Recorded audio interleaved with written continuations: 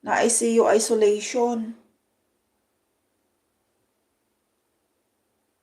O sige, sige, Ichel. Oo, ingat ka. Salamat sa dalaw ha. O play kita mamaya. Promise ko yan sa'yo. Play kita kahit yung dalawang magkasunod mong live. Kahit ano ko yan hanggang mamayang gabi.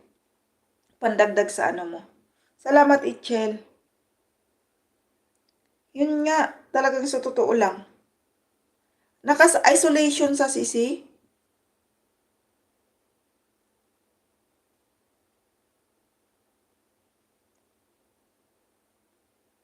Ano yun? Airborne?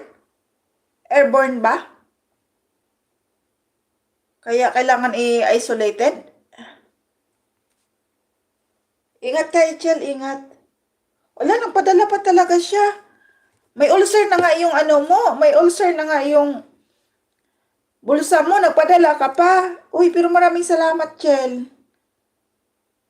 Oo, thank you ha. Yan, bawi na lang ako sa'yo, Chel. Nireregla din yung aking bulsa ngayon.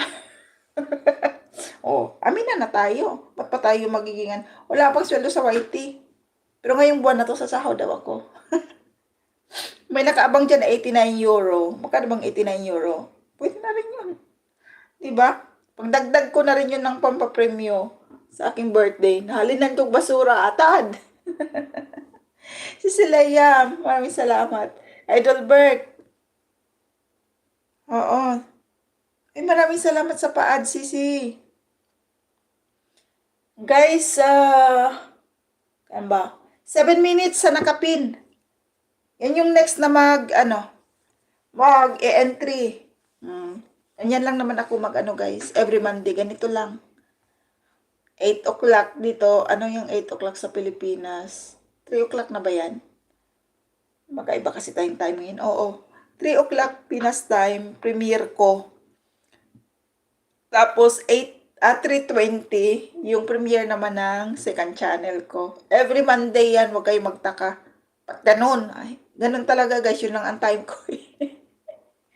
Tsaka puro na lang ako, puro na lang ako ganitong highlights na lang muna. Oo, pa-cute-cute na lang tayo sa mga highlights. Shout out sa ating mga mahal na mga supports. 'Di ba? Kay Cecilia, kay Idolbert, sino pa ba yung mga dumadalaw sa atin? Si Melda, si Marchie, ayan, pagaling yung mother mo, Sisi. Kay Butcho, kay Ichel, na nagpalipad, kay Sisi Anbangs, kay Sisi Patrice, kay Sisi Joliet na parang si Coco Melon yata to, di ko sure. Sisi Chen, o 'di ba kay Tokayo Lisa na nagpapalipad din, maraming salamat. Ganito na lang muna yung ating mga videos ngayon. Kasi di pa tayo nakagawa. Hindi pa ako nakabili ng aking tripod. So, makapunta kami sa, makalibot kami doon sa town. Makahanap ako ng tripod para sa aking cellphone para makagawa ako ng videos. Di pa ako nakagawa ng videos, guys. Ang dami kong pending.